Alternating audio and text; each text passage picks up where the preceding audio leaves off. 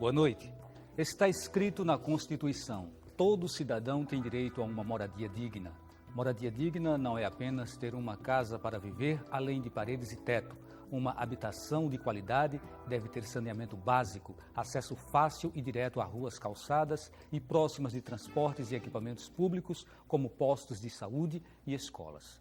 Mas, infelizmente, a casa própria é um sonho distante para milhares de brasileiros. Para minimizar os problemas de habitação no país, o governo federal, em parceria com estados e municípios, instituiu em 2009 o programa Minha Casa Minha Vida, que destina recursos ao enfrentamento das necessidades habitacionais do país. O programa Minha Casa Minha Vida é suficiente para combater desigualdades de moradia no Brasil? A política habitacional é o tema do Opinião Pernambuco de hoje. E para debater o assunto, convidamos o professor da pós-graduação em Desenvolvimento Urbano da UFPE, Flávio Miranda, o superintendente regional da Caixa Econômica em Recife, Paulo Correia Neri da Fonseca, e o diretor jurídico da SEAB, Companhia Estadual de Habitação e Obras, Paulo Lócio. Lembramos que você pode participar do programa enviando comentários e perguntas para o e-mail opiniãotvu@gmail.com, pelo telefone 34236836 ou pelo Twitter, @opiniãope. As características de uma moradia urbanizada, segundo a definição da ONU, são bem diferentes da situação que encontramos no Brasil. O que de fato é uma moradia digna? Essa é a pergunta que a gente traz para abrir o Opinião Pernambuco de hoje. E a gente passa essa pergunta inicial para o professor Flávio Miranda. Boa noite, professor. Boa noite.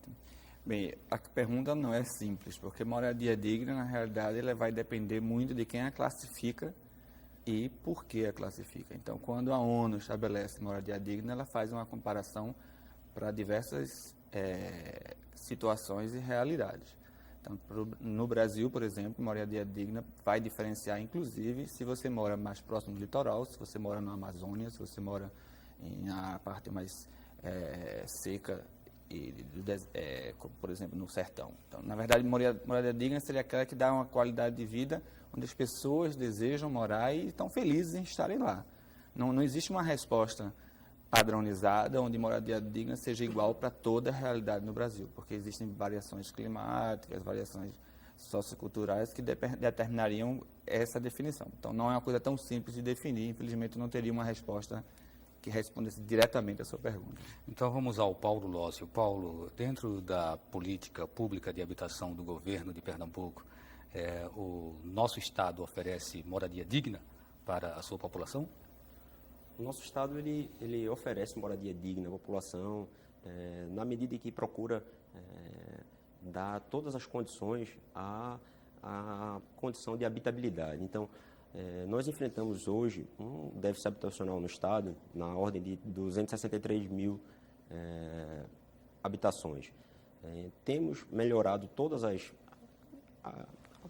políticas, eu não diria política, mas melhorados os programas de habitação no Estado. Hoje, o programa Minha Casa Minha Vida, ele vem a caracterizar como uma evolução desses programas habitacionais. Ou seja, você teve alguns programas anteriores que foram evoluindo do governo federal, chegando ao Minha Casa Minha Vida. E dentro do programa, você já tem uma série de requisitos que devem ser cumpridos pelo Estado. Então, esse programa, na verdade, ele é uma parceria do Estado com a União, onde envolve os 3 entes federativos. Há uma participação do município, há uma participação do Estado e uma participação da União, muitas vezes aqui através da Caixa Econômica Federal. Então, nós temos essa participação e, dentro desse contexto, o programa hoje ele tem os requisitos, tem as suas exigências a serem cumpridas. Então, à medida que o tempo vai passando, estão sendo sempre aperfeiçoados, porque o que era lá atrás uma moradia mínima, que era considerada uma habitação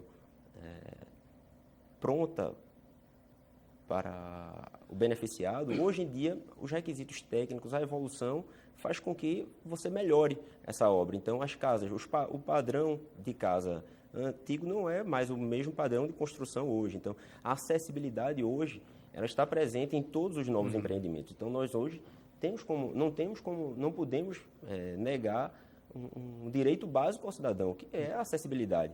Mas se você for olhar programas antigos, eles não tinham essa cobertura, não tinha esse cuidado, né? Então, faz parte de uma evolução que a gente vai tendo em todos os setores. Então, vai desde a questão da construção, passando pela questão ambiental, mas principalmente você dá condições para que aquelas pessoas beneficiadas pelo programa possam usufruir, ter a sua moradia. Certo. O programa Minha Casa Minha Vida, como a gente pôde falar aí na abertura, inclusive, ele nasceu, né, ainda no governo Lula, dentro do Programa de Aceleração do Crescimento, o PAC. E aí ele traz no seu dorso a intenção de, certa forma, se não resolver totalmente, mas que se apresente como uma solução substancial para o problema da moradia no Brasil. E aí, doutor Paulo Neri, o Paulo Lócio, que é Paulo também, né? Ele trouxe um outro conceito, um conceito de habitabilidade. A gente começou o programa falando sobre condições dignas, depois ele introduziu habitabilidade. E aí eu pergunto para o senhor, o programa Minha Casa Minha Vida, hoje, ele atende a esse requisito de habitabilidade aqui no Brasil e aqui em Pernambuco? Valdir, veja só, dentro do programa Minha Casa Minha Vida, nós que fazemos a Caixa e por orientação do próprio programa Minha Casa Minha Vida, nós trabalhamos não apenas, como você falou, a casa, parede, tijolo, teto. Nós olhamos primeiro essa questão da dignidade das pessoas.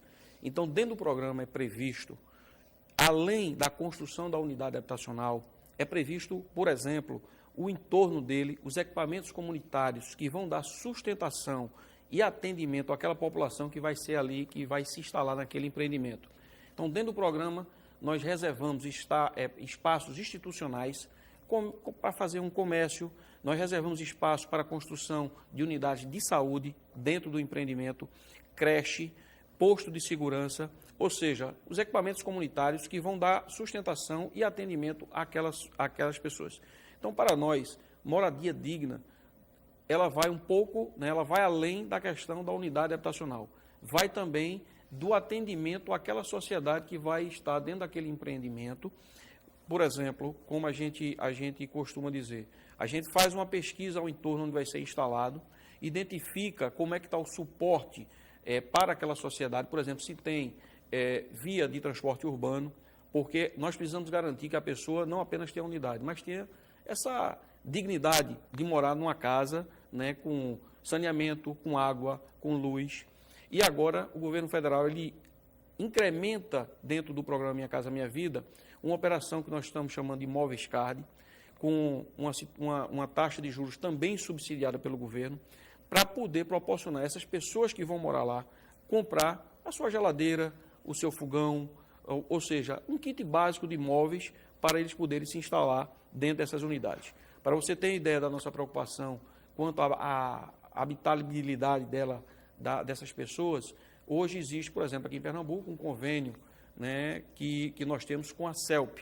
Então, a CELP, nós enviamos para a CELP a relação das pessoas que vão morar nessas unidades, e a CELP cadastra numa tarifa social essas unidades, fornece lâmpada fria com baixo consumo para essas pessoas e fornece também uma geladeira também com consumo baixo.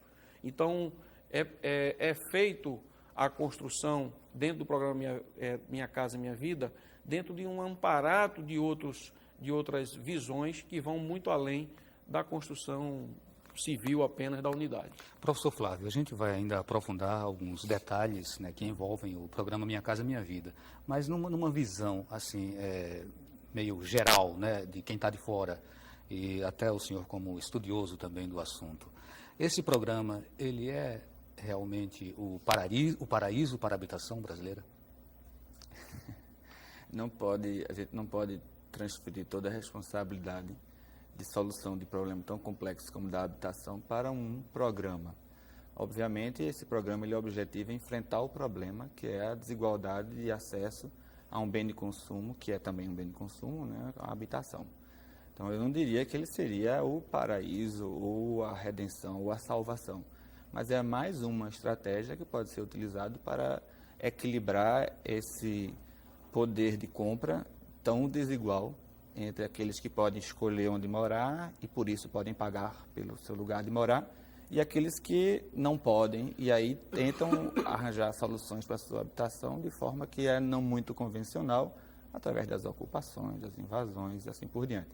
Então, eu não diria que ele seria a solução, mas com certeza ele serve como estímulo para ativar o mercado imobiliário, ele serve como estímulo para as pessoas que não tinham condições de ter acesso a crédito para comprar as casas e passar a poder comprar, porque ele veio para isso, né? Ele veio para atender uma demanda crescente e reprimida, né, para as pessoas que não poderiam pagar por essas habitações. Paulo Lócio, eu volto para você daqui a pouquinho, porque eu queria ainda fazer uma outra pergunta ao Dr. Paulo Neri, sobre a questão do atingimento de metas. Quer dizer, quando o programa foi lançado, ele previa 1 milhão de casas. Qual é hoje a situação? Até que ponto essas metas estão sendo alcançadas e em que momento vai se poder dar um outro salto, ou seja, vai ser possível ir para além desse primeiro 1 milhão de casas? Valdir, para nós que fazemos a Caixa, foi um grande desafio o programa Minha Casa Minha Vida, que à época do seu lançamento, nós tínhamos um desafio de construir 1 milhão de unidades habitacionais. Isso no lançamento em abril de 2009. E nós conseguimos superar essa meta de 1 milhão de unidades habitacionais. Logo depois, já com a presidente Dilma, houve o lançamento do Minha Casa Minha Vida 2. E nós temos uma meta de contratar mais 2 milhões de unidades habitacionais até 2014. Somando os dois programas, hoje nós já temos contratado mais de 2 milhões e 200 mil unidades habitacionais em todo o Brasil. E entregues? Só entregas nós passamos de 1 milhão de entregas, que foi uma outra meta estipulada pela nossa própria diretoria. Isso passou agora recentemente? Isso passou agora recentemente. Então, nós temos hoje, para você ter ideia, no nosso dia a dia, na nossa mensuração de metas, já que você falou de metas, nós temos meta tanto de contratação quanto metas de entregas, porque esse também é um acompanhamento que nós fazemos, né? A entrega da unidade. Então, assim, é um grande desafio, mas que com muito esforço, com muita determinação e também com muitas alianças, diga-se de passagem, o Paulo Lócio aqui comentou, a Caixa Econômica, ela junto com os estados e municípios, tem conseguido alcançar essas metas, porque é uma união, é uma aliança estratégica importantíssima. Era exatamente isso também que eu queria perguntar agora para o Paulo Lócio.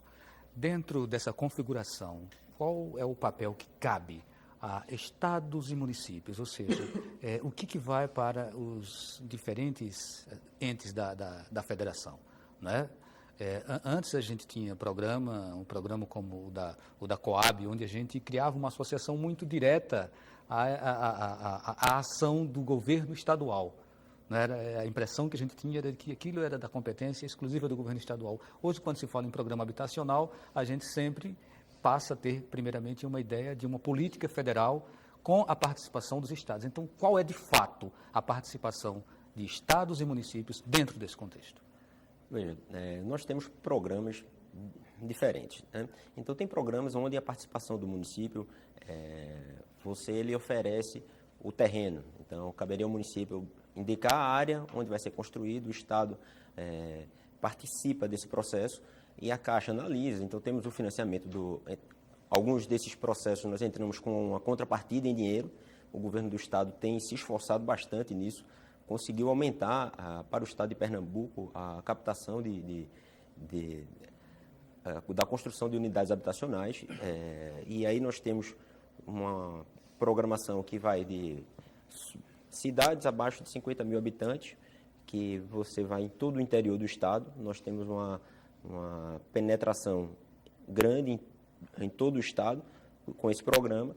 Nós temos também no PAC programas aqui na região metropolitana, então que atua de uma maneira diferente, onde a participação do Estado ela é maior, onde o Estado oferece o terreno nesses casos. Então, nós temos uma gama de serviços que se junta ao que o pacote que o governo federal oferece. Porque quando ele aporta um recurso, normalmente vinculado à unidade habitacional, você tem toda a infraestrutura que tem que vir junto. E, normalmente, essa infraestrutura, hoje, ela fica a cargo do Estado. Então, a gente tem a infraestrutura, você tem o terreno, você sabe que para você começar uma construção, você vai ter que fazer uma terraplanagem nesse terreno, para poder construir a casa e colocar essa questão da infraestrutura que tem que chegar a essas estruturas novas. Ou seja, você vai ter que botar uma rede de abastecimento de água, você vai ter que botar uma rede de esgoto, você vai ter que chegar a energia, você vai ter... Então, o acesso. Então, você, muito dependendo da localidade e do tipo de contrato, isso tem uma participação diferente. Mas todas elas, eu diria que são participações multifederativas. Professor Roberto, uma crítica que é feita constantemente ao programa Minha Casa Minha Vida é em relação ao tamanho das moradias, né, dos espaços para acomodar as famílias. Às vezes os quartos são muito pequenos, a sala muito pequena, tudo muito mínimo demais, né? Esse modelo de construção, ele pode, de fato, ser considerado uma opção digna dentro daqueles preceitos colocados pela ONU? Né? Eu estou retomando ainda um pouco a questão colocada no início, mas agora já fazendo um link com uma coisa bem objetiva, bem prática, que é a condição mesmo dessa moradia que hoje é oferecida, que hoje é ofertada dentro do programa do governo. Certo. A gente tem que entender o contexto onde se insere uma política para tentar sanar o déficit habitacional, que é um déficit extremamente grande de uma mercadoria que tem um valor muito elevado. Então, como o valor dessa mercadoria é muito determinado pela área de construção, então, quanto maior a área oferecida, maior será o valor dessa mercadoria. E, obviamente, como a política tenta atingir um maior número de pessoas, então, quando a gente vai fazer um cálculo matemático, eu sei que é um cálculo matemático que poderia não inferir diretamente na questão da qualidade da habitação, mas a gente tem que fazer. Para atender o maior número de pessoas, então tenta-se chegar a uma unidade habitacional pequena mesmo, para poder ter o maior número de habitações e o maior número de pessoas atingidas. Claro, a habitação não é grande, mas se a gente for verificar, que dependendo se forem casas construídas e ela tem terreno, ela tem a possibilidade de ser expandida, tanto horizontalmente como verticalmente. Agora, como a maioria dos projetos que estão sendo aprovados e construídos são de apartamentos, então a unidade habitacional fica realmente limitada, né, porque você não tem como expandir. Mas eu diria que 45 metros quadrados, 50 metros quadrados, ela atende a um grande perfil se o público-alvo de fato fosse a baixa renda de 0 a 3 salários mínimos, como é o objetivo inicial, mas não necessariamente está sendo atingido. Ok, eu queria pedir desculpas porque eu lhe chamei de Roberto, né? Flávio, professor Flávio. A gente precisa fazer um intervalo e lembramos que você pode participar do programa enviando comentários e perguntas pelo e-mail opiniãotvu@gmail.com, pelo telefone 34236836 e também pelo Twitter @opiniãopr. A gente volta dentro de um instante.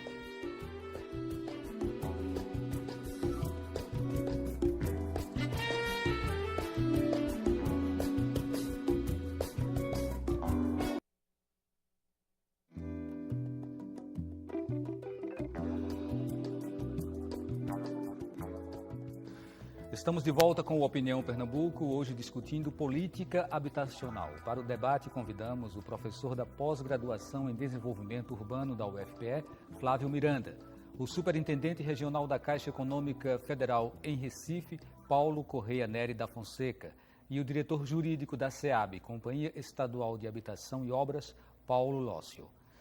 Bem, no bloco anterior nós falamos um pouco sobre essa ação integrada de estados, municípios e o governo federal.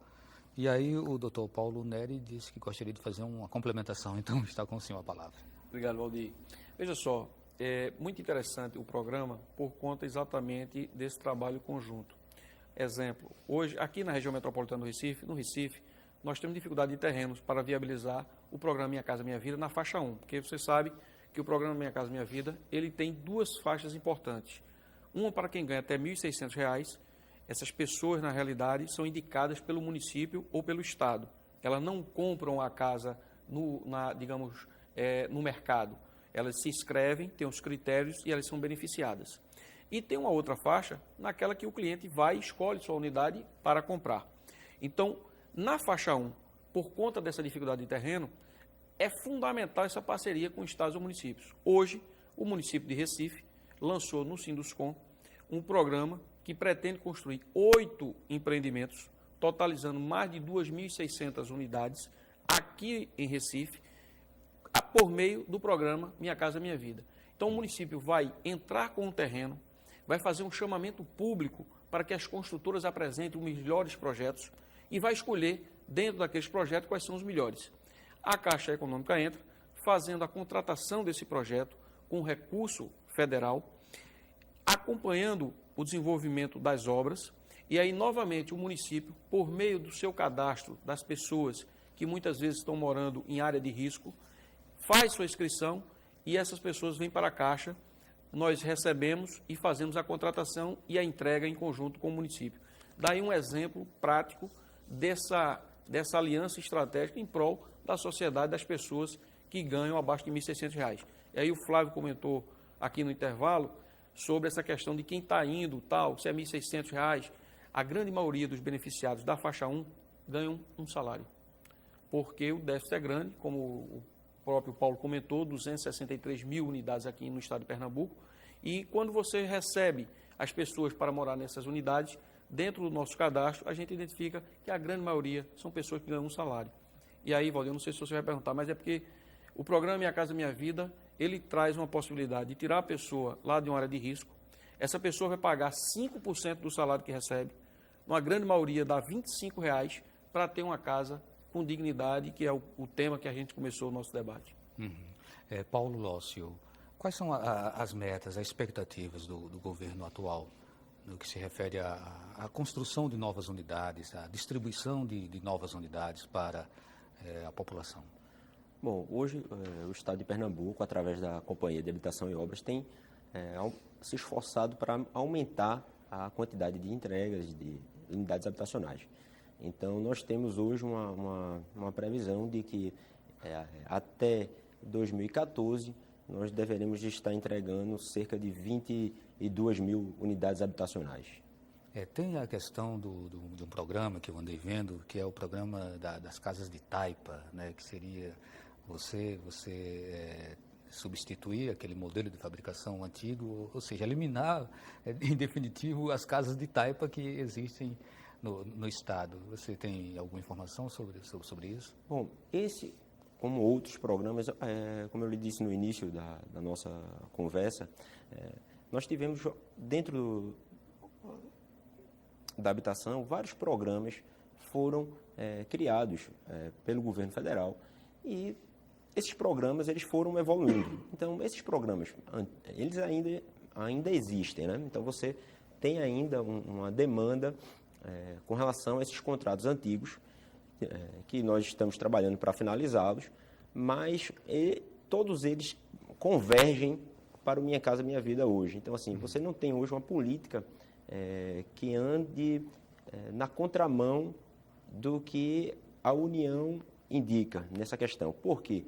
Porque da política habitacional, você sabe que esses recursos, o Estado não teria como arcar sozinho, muito menos o município, né? No nosso pacto federativo hoje, esse é um dos nossos grandes problemas e essa dificuldade, essa necessidade da parceria com a União. Então, a União, ela hoje trabalha com Minha Casa Minha Vida. Então, esse é o programa, hoje, com a atuação do Estado e também dos municípios. Então, assim, você vai ter o programa Minha Casa Minha Vida, como o Paulo Neri bem explicou, faixas diferentes, que seriam essa de 0 a 3 salários mínimos, e acima dessa faixa, que é a faixa 2. Então, essa diferença de programa, esses programas antigos que você mencionou, de resolver essa questão da casa de taipa, então, foram programas antigos que foram evoluindo para chegar no Minha Casa Minha Vida. Então, assim, eu acho que você vai ter programas diversos, com características e peculiaridades típicas, mas que hoje caminham para o Minha Casa Minha Vida. Nós temos aqui uma pergunta do André Raven, ou Raven, não sei bem qual a pronúncia correta, então me desculpe aí se eu não estou fazendo certo. Ele pergunta, do BNH ao Minha Casa Minha Vida, Muito dinheiro foi gasto em conjuntos habitacionais sem a menor infraestrutura e distante do local de trabalho dos moradores. Mesmo assim, o déficit habitacional só faz crescer. Gostaria de saber qual a relação entre falta de moradias adequadas com a criminalidade e quando serão tomadas ações que visem realisticamente eliminar a falta de moradia.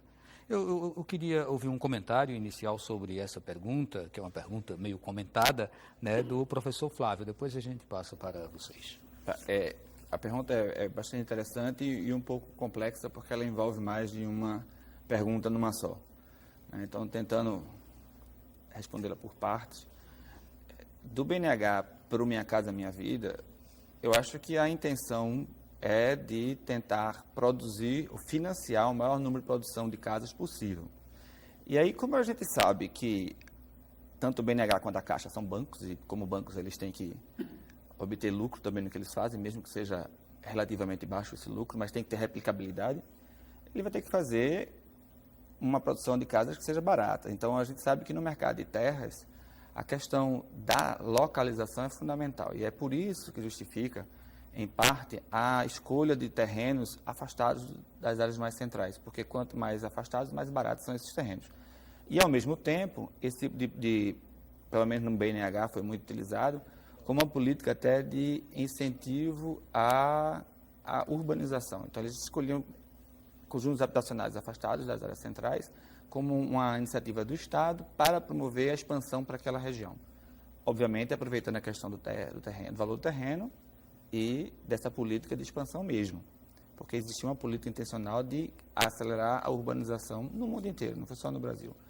Então, em relação à questão se vai ser digna, se não vai ser digna, é tão complicado, porque essa questão da taipa mesmo é uma não interpretação, assim, uma interpretação não muito adequada do que seja uma moradia digna, porque para mim uma casa de taipa é tão digna quanto uma alvenaria de concreto, quanto de alvenaria de tijolo, quanto de bambu, se a gente quiser utilizar, ou qualquer outro material. Talvez tenha um certo preconceito em relação ao tipo de material e talvez ainda uma questão muito básica, que é a impossibilidade de registrar uma casa de taipa no cartório. A gente teria que, na verdade, mudar a mentalidade dos cartórios e não mudar a casa de taipa para uma casa de alvenaria. Mas, assim, a pergunta tem muita pergunta, uma dentro da outra. Eu acho que seria assim, só para a gente tentar responder seria muito extensa. Eu talvez acho que deveria passar um pouco a oportunidade para que os outros respondessem. Mas era mais para a gente tentar entender a dinâmica do que seja essa produção fora da cidade.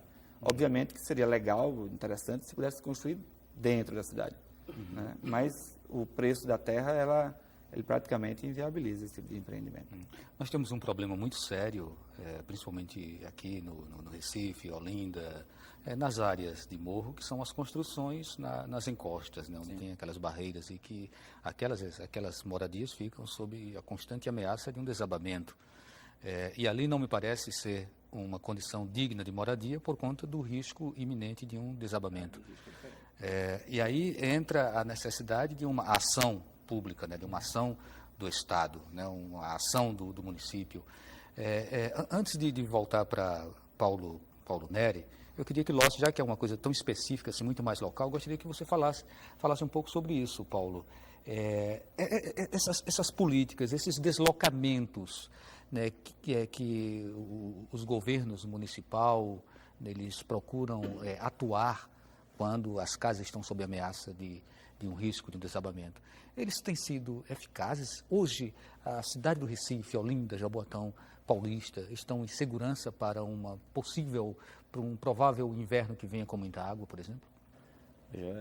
Você está aí, como você bem falou, isso é uma competência municipal. Eu não estaria aqui apto a falar por cada um dos municípios, dizer qual é a sua condição hoje de fiscalização e atuação dos seus órgãos com relação a esse controle. Então, assim, dentro disso... Então, esse monitoramento é exclusivo do município? Esse dever de fiscalização, aqui é uma competência constitucional, é um dever do município fiscalizar essas construções, essas áreas de risco e fazer esse monitoramento. Em nível estadual, você tem a Codecip, né, que é a Companhia de Defesa Civil do Estado. Então, não está na alçada da Codecipe, por exemplo, tem um trabalho associado aos municípios para fazer esse acompanhamento? Não, a Codecipe, ela pode fazer esse trabalho em parceria com o município. Você tem situações onde o Estado ele se faz necessário. Então, quanto mais carente for o município, maior a necessidade do Estado se fazer presente. Mas a política, nesse caso aí, a gente não pode usurpar uma competência municipal. Eu estou fazendo essa abertura porque, na verdade, o tema da gente não é Minha Casa Minha Vida. Não, o tema da gente é políticas habitacionais. Então, a gente precisa abraçar um pouco de tudo. E aí, eu vou trazer uma outra pergunta. A pergunta da Lúcia de Olinda. O valor do Minha Casa Minha Vida é muito caro. Um deficiente físico, um viúvo, teria algum benefício para pagar? É a pergunta dela. E aí, doutor Paulo Nery pode dar essa resposta. Se quiser cruzar, inclusive, com aquela pergunta anterior, né, que a gente tinha repassado para o Flávio, fique à vontade. Bem, veja só, no Minha Casa Minha Vida, faixa 1, o valor é de 5% da sua renda. Então, veja só, se você ganhar um salário mínimo, você vai pagar em torno de R$30 para ter sua casa. Então, assim, pelo que a gente tem feito no Brasil nas últimas décadas, esse valor, de fato, é um valor bastante acessível para essas pessoas, né? Mesmo sendo R$30. Às vezes, uma conta de luz termina ficando mais cara do que a conta da casa. Então, assim, dentro da faixa 1, o subsídio do governo federal é muito grande, Valdir. Uma unidade dessa, hoje construída aqui, custa em torno de R$63 mil. Se a pessoa passa 10 anos pagando, ela vai pagar em torno de 3 mil e alguma coisa de uma unidade que custou 63 mil. Então, o subsídio é muito forte para poder atender exatamente essa população. Aliás, o programa em si, ele vem para atender uma população que jamais teve a condição de adquirir sua casa.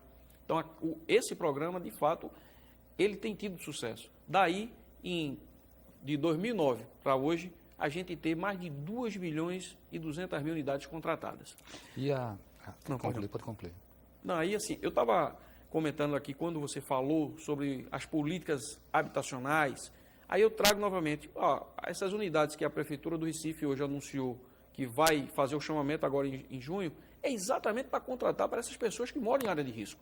Então, é uma política habitacional do município, em parceria com o governo federal, por meio da Caixa Econômica, que vamos tirar 2.680 pessoas, e aí você multiplica por 4, são mais de 10 mil pessoas que estão morando em área de risco e que a gente vai ter a possibilidade de, daqui a 12, 15 meses, 18 meses, ter essas pessoas fora desse ambiente, numa casa com toda a infraestrutura. Não vou entrar nem na discussão da dignidade, porque eu vi que a complexidade é muito maior, professor, e eu concordo com o senhor. Mas com a infraestrutura de água, luz, telefone. E me permita, eu vou voltar a uma questão que você comentou sobre o tamanho da unidade, que é 42 metros, alguma coisa desse tipo. Vejam só, eu tive a oportunidade de ir na Europa e vi lá unidades habitacionais, muitas unidades habitacionais, que são talvez menores do que o do Minha Casa Minha Vida. Então, uma unidade hoje de 42 metros quadrados atende a essas pessoas que ontem moravam numa casa de taipa de papelão junto do rio. Então, assim, é aquela questão do custo-benefício e do que a gente pretende atingir. Quando você tem uma unidade dessa, aliás, o próprio mercado imobiliário hoje oferece unidades comerciais de 50 metros quadrados e custando mais de 100 mil reais. Então, é esse o panorama e o contexto dentro do programa que, assim, além de ser um executor, eu sou, digamos, uma pessoa empolgada, porque a gente está vendo uma coisa que nos dá muita satisfação, Valdir, e eu tenho vivido essa experiência. É um banco, a Caixa é um banco, um grande banco, mas é um grande banco público.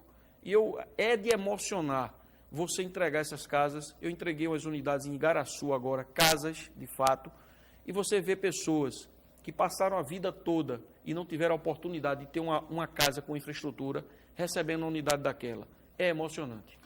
O Paulo do Ibura fala, o governo federal e estadual possuem um cadastro para aqueles que moram em áreas de risco do Recife? Alguém responderia a essa pergunta? Veja só, apesar de ser uma coisa, né, da esfera estadual e municipal, mas o programa prevê as pessoas que são cadastradas no CadÚnico, que é um sistema do governo federal, onde são ali alocados, de acordo com critérios municipais e estaduais. Na realidade, a grande maioria são cadastramentos feitos pelo próprio município e que são feitos critérios de, por exemplo, quem mora em área de risco, quem tem a menor renda per capita da família. Então, esses são os critérios. Às vezes é colocado que o Ministério das Cidades atribui 2 critérios, o município pode adquirir mais 2 critérios. Então, vejam só, estaremos entregando no dia 29, agora desse mês de maio, 500 novas unidades no município de Moreno. Essas pessoas que estão indo para lá são pessoas que foram cadastradas pelo município de acordo com a pesquisa em campo dessas pessoas, onde elas moram, a situação econômica financeira dela. O professor Flávio pediu a palavra, mas ele vai ter que esperar um pouquinho para o próximo bloco, que a gente precisa fazer mais um intervalo. Lembrando que você pode participar com perguntas ou comentários para o e-mail opiniãotvu@gmail.com, pelo telefone 34236836 ou pelo Twitter @opiniãopr. A gente volta já.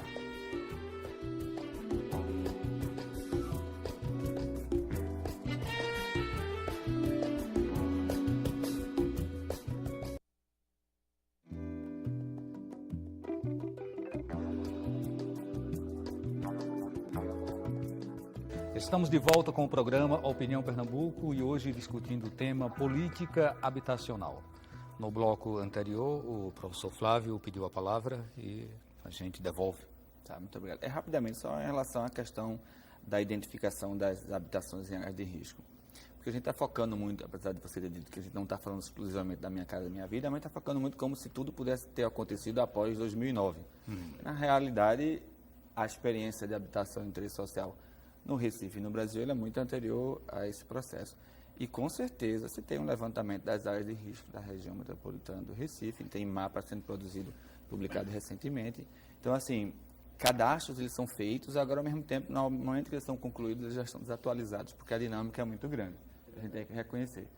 Mas, assim, se quisesse realmente fazer um programa para erradicar todas as habitações das áreas de risco, teríamos um problema muito grande, porque a gente sabe que a maioria da população que habita de forma irregular no Recife, ou eles estão em áreas de morro sujeitas a deslizamento, ou estão ao longo dos rios, córregos e áreas de fragilidade ambiental. Então, é um problema muito sério a ser enfrentado que eu não vejo como ser resolvido de forma muito fácil. Você acredita que a gente um dia vai não ter mais palafitas aqui no Recife, por exemplo? Eu acho que a gente pode arrancá-las e jogar em outro canto, arrancá-las e jogar em outro canto. Mas a forma que as pessoas encontram para morar, elas são quais que elas podem fazer. Então, enquanto a gente não tiver uma mudança, é mais uma mudança estrutural, eu diria, realmente de questão de renda, aí essa solução acho que seria quase difícil de ser encontrada. A não ser que a gente, de fato, fizesse um programa de limpasse todas as áreas ao longo dos rios e ficasse com a fiscalização e o controle urbano bastante efetivo, que na realidade não ocorre. Nós temos um volume enorme de favelas ainda no Recife, algumas com ruas saneadas, mas muitas dessas ruas não são saneadas. E a gente, quando fala de política habitacional, a gente tem que fazer um link permanente entre condições de saneamento e a questão da casa em si, as paredes e o teto. E aí eu gostaria de ouvir o Paulo Lócio sobre essa questão. Até onde vai essa preocupação de vocês com esse ponto específico? Ou seja, como a gente melhorar a condição de saneamento para que melhore a qualidade de vida da população? O Estado está muito atento a isso. Hoje nós temos, dentro da política habitacional, uma questão, um dever e uma correção histórica que o governo Eduardo Campos está participando efetivamente. A gente está trabalhando a questão da regularização fundiária você vê isso dentro da região metropolitana, que é as áreas denominadas ZEIs. Nós começamos a trabalhar isso é um trabalho árduo do secretário Danilo Cabral, junto com o governador Eduardo Campos, onde essa preocupação, onde áreas historicamente ocupadas, como se deu essa ocupação, né? A gente vai ter que voltar um pouco ao passado e se lembrar que a ocupação da beira do rio, essa área, a população ela não ocupa essa área da beira do morro, não é porque ela quer, não. É porque é a única área que existia vaga. Quer dizer, você não tinha terrenos desocupados, ou seja, os terrenos tinham donos, então essa ocupação se deu de forma desordenada. O crescimento da cidade, ele se deu de forma desordenada. Então, ao combater esse crescimento desordenado, você vai ter que ter toda uma questão de infraestrutura para corrigir dentro desse processo. Então, essa questão de saneamento, hoje nós temos, o Estado de Pernambuco está finalizando a licitação, quer dizer, finalizou, né, a licitação da Compesa, em que o objeto dela é resolver 90% do saneamento da região metropolitana. Ou seja, a gente tem um déficit aí nessa área elevado, mas estamos enfrentando esse processo. Assim. A questão da regularização fundiária dessas áreas eixo que eu comentei, você tem aí um embate histórico, porque onde foi pela primeira vez onde o movimento popular se uniu e conseguiu criar uma lei. Nós temos aqui, antes da Constituição de 88, a lei do presês, ou seja, pela primeira vez, o movimento popular conseguiu levar a sua vontade, transformá-la em lei. Então, aqui onde atuam os governos, isso você teve participação nesse sentido do antigo governador Miguel Arraes, em idos de 1963, o Cid Sampaio, quer dizer, que incentivava a participação dos movimentos populares. Você chegou com essa participação dentro dessas áreas e as comunidades se juntaram. Então, você conseguiu proibir a especulação imobiliária de atuar nessas áreas de ZEIS e preseios que existem hoje no Estado. Então, são locais que nós hoje estamos trabalhando para dar a titularidade desse terreno. Então, assim, a gente tem uma preocupação de você poder ter a sua propriedade, ou seja, escriturar, ter no cartório o reconhecimento daquele direito. A impressão que a gente tem é de que, mesmo no campo político, havendo sempre muitas promessas de que essas questões elas serão saneadas, elas serão resolvidas, né? A solução, de fato, parece sempre uma coisa muito distante, né? Apesar de todos os esforços. Infelizmente, a gente tem uma cidade com essa característica, né? Esse é um panorama muito visível em quem sair um pouco do centro e mergulhar um pouquinho nas periferias das nossas cidades aqui da região metropolitana.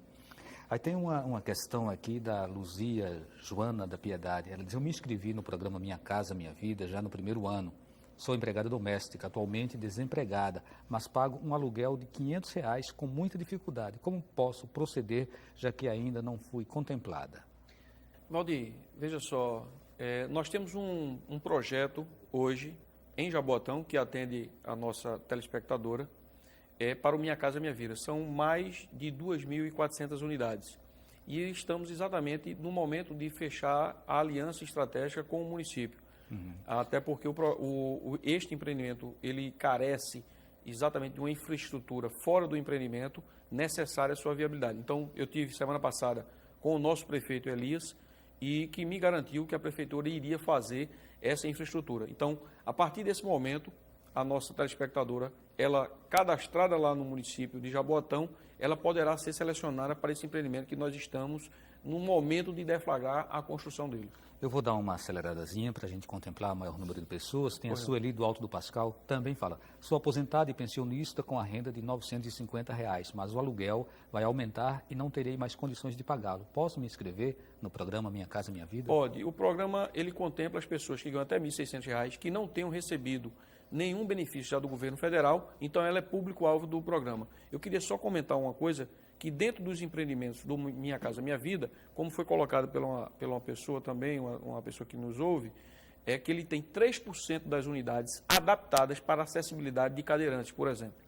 Antônio de Igaraçu: me inscrevi no Minha Casa Minha Vida, na Prefeitura de Igaraçu, há quase um ano e na cidade do Recife há 3. Vou fazer 70 anos e ainda não consegui. Verifiquei que já saíram 3 listas e a maioria contempla pessoas que já têm casa própria. Como se procede a fiscalização nesse sentido? Veja só, primeiro, como a gente comentou no início, a indicação é do município. Caso exista alguma pessoa que já tinha moradia e que está lá, eu sugiro ao ouvinte que faça a denúncia no Ministério Público, quem é, por direito, que faz a fiscalização de qualquer irregularidade. Caso também venha a acontecer alguma irregularidade que nós tenhamos conhecimento, a Caixa Econômica também tomará providências judiciais. Paula Joston, é um absurdo dizer que o governo está viabilizando moradia digna para o cidadão. O pobre continua vivendo de aluguel extorsivo. Gostaria de saber se algum dos entrevistados reside no imóvel de 45 metros quadrados com a família inteira.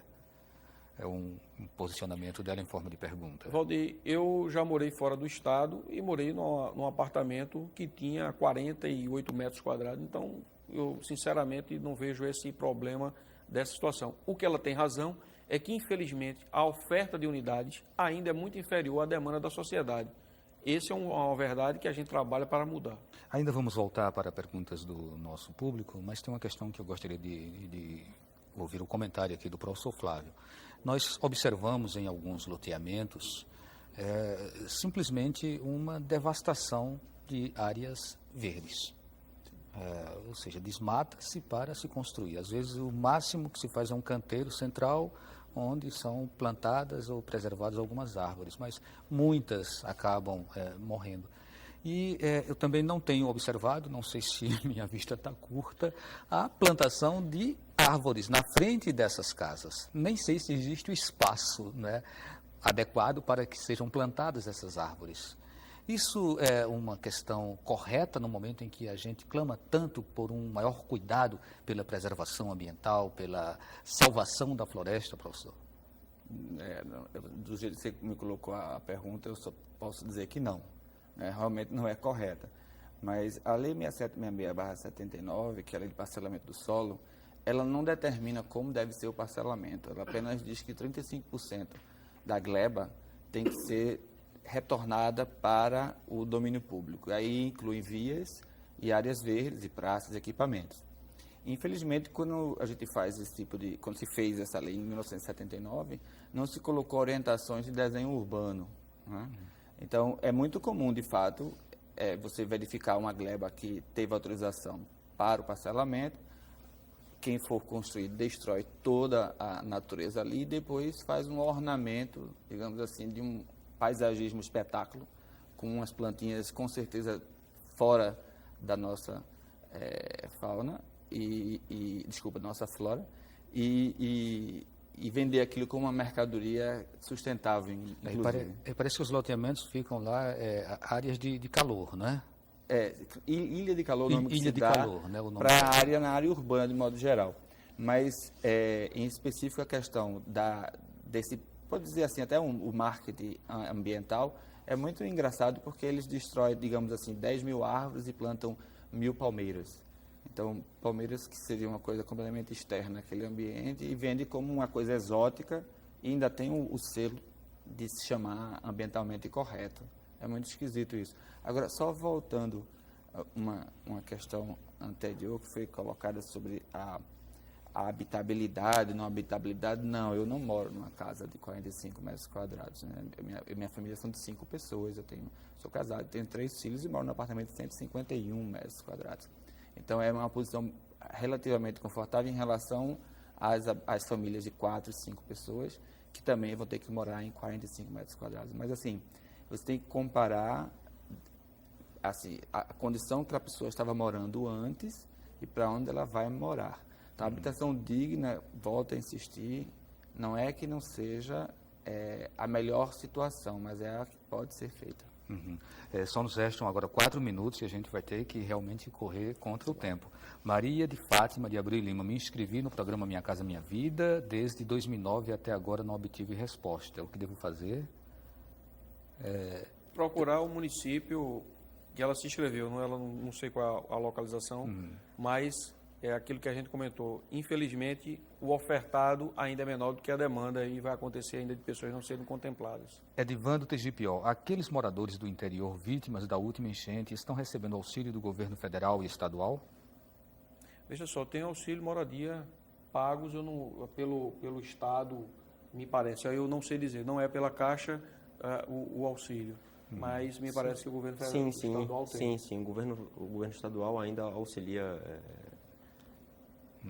Rômulo Padilha, do Curado 4. Fiz minha inscrição no programa desde que foi inaugurado. Já tenho o número de inscrição, mas ainda não fui contemplado. Devo refazê-la?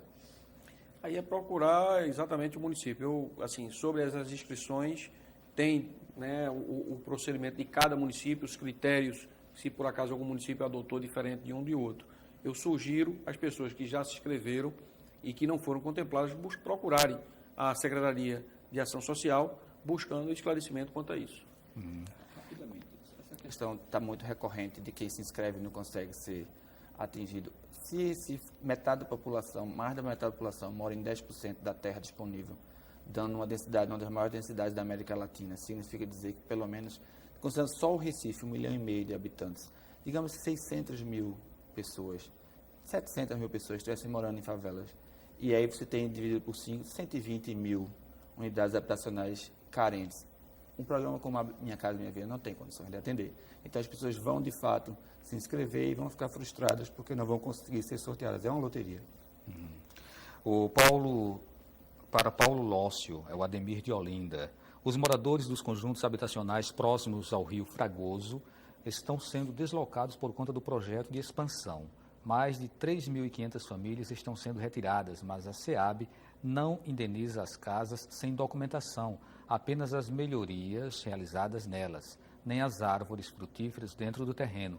Como fica a questão do uso capião para pessoas que moram há mais de 10 anos nesses locais? Bom, no Fragoso, a SEAB tem feito um projeto muito interessante e a população já da área já tem sentido o impacto da nossa ação nessa área. Nós temos feito o canal do Fragoso e também serão construídos habitacionais. No primeiro momento, a gente está fazendo o canal, que envolve aquela questão da infraestrutura que a gente já estava conversando, onde o Estado está... você vê que a área do entorno do canal já foi toda valorizada, ou seja, houve já valorizado o patrimônio dessas pessoas. Com relação a essa questão da avaliação, o que acontece normalmente? Nós procedemos de acordo com a lei com relação à questão da indenização. Então, a SEAB contratou uma empresa que faz a avaliação de cada imóvel. Então, a indenização se dá com base nessa avaliação. É do nosso conhecimento que as avaliações elas têm que levar em conta a construção, ou seja, a área construída tem que ser avaliada. Então, a questão do terreno, se ele não tem a documentação, o que é que isso está querendo dizer? Houve dentro dessa área algum processo que ele ocupou esse terreno. Então, esse terreno, dependendo de quem seja o dono, não é? Se é um terreno do Estado, ele não faz jus à indenização, porque as terras do Estado, como da União, do município, elas não podem sofrer uso capião. Certo. Existe uma linha de contato que as pessoas possam obter mais informações, já que a gente agora está no finalzinho mesmo do programa? Bom, o 3182-7576 é um telefone da SEAB que vai estar disponível para que as pessoas possam tirar dúvidas, tanto a questão de inscrição no cadastro do Minha Casa Minha Vida, como questões pertinentes à SEAB. Ok, um contato... Não, eu queria só dizer, porque muita gente perguntou sobre habitação. Abreu e Lima, nós estamos construindo lá 2.300 unidades.